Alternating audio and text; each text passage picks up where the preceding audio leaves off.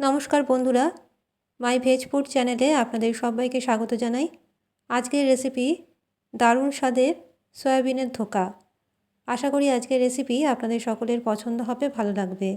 Recipe খুবই সহজভাবে তৈরি আর সম্পূর্ণ নিরামিষভাবে, খুব সহজ আর সাধারণভাবে তৈরি আজকের রেসিপি।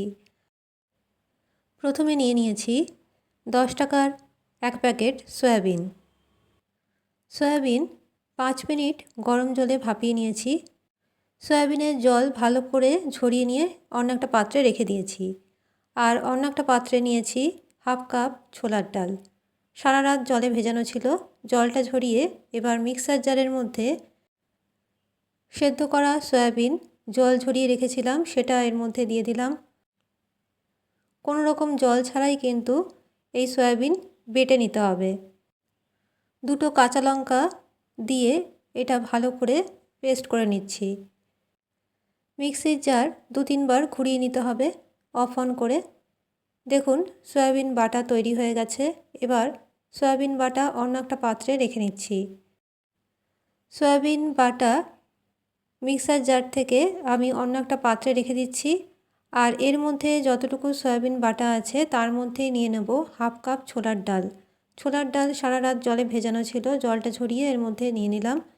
ডালের মধ্যে যতটুকু জল আছে সেই জলেই কিন্তু এই বাটা তৈরি করতে হবে।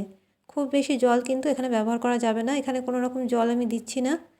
দেখুন সয়াবিনের সাথে এই ডালটাও বাটা হয়ে গেছে। যদি জলের প্রয়োজন হয় 1 থেকে 2 চামচ জল দিতে পারেন। এবার অন্যদিকে একটা কড়াইয়ের মধ্যে নিয়ে নিচ্ছি বেশ কিছুটা সাদা তেল। তেলটা ভালো মতো গরম হলে এর মধ্যে দিয়ে দেব সয়াবিন আর ডাল বাটা একসাথে এর মধ্যে দিয়ে দিচ্ছি। এবার খুব ভালো করে নাড়তে হবে। গ্যাসের ফ্লেম এই সময় সম্পূর্ণভাবে মিডিয়ামে রেখেছি। এর মধ্যে দিয়ে দিতে হবে হাফ চামচ হলুদ গুঁড়ো আর স্বাদ অনুযায়ী লবণ। লবণ আর হলুদ দিয়ে খুব ভালো করে তেলের সাথে নেড়ে চেড়ে একদম শুকনো শুকনো করে নিতে হবে।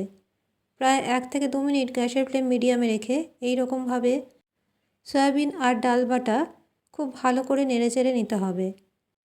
যেহেতু নিরামিষভাবে তৈরি তাই সয়াবিন আর ডাল বাটা এতটাই ভালো করে নাড়তে হবে যে সয়াবিনের পেস্ট একদম শুকনো শুকনো হয়ে যাবে আর কড়াই থেকে ছেড়ে আসবে।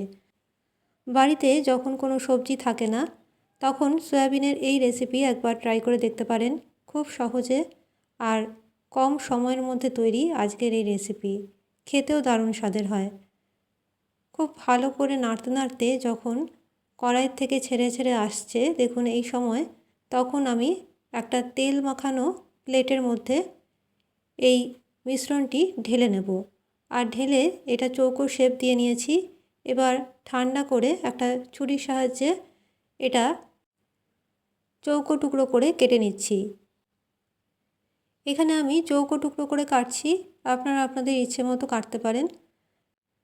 তবে মিশ্রণটি ঠান্ডা না হলে এটা কিন্তু কাটবেন না, তাহলে এই যে শেপগুলো কিন্তু ঠিক আসবে না।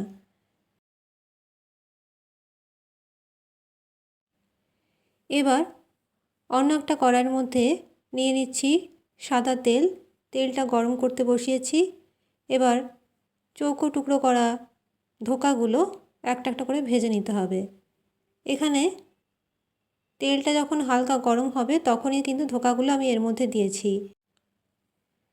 ধোকা দেওয়ার পরে সঙ্গে সঙ্গে নাড়ার দরকার নেই।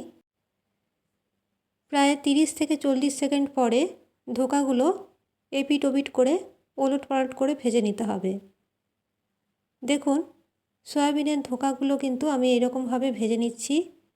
আর আজকের রেসিপি যে সয়াবিন দিয়ে তৈরি, অনেকেই কিন্তু খেয়ে বুঝতেই পারবেন না। তাই যারা সয়াবিন খেতে পছন্দ করেন না বা খেতে চান না, আজকের রেসিপি একবার বানিয়ে দেখুন, খেতে দারুণ স্বাদের হয়।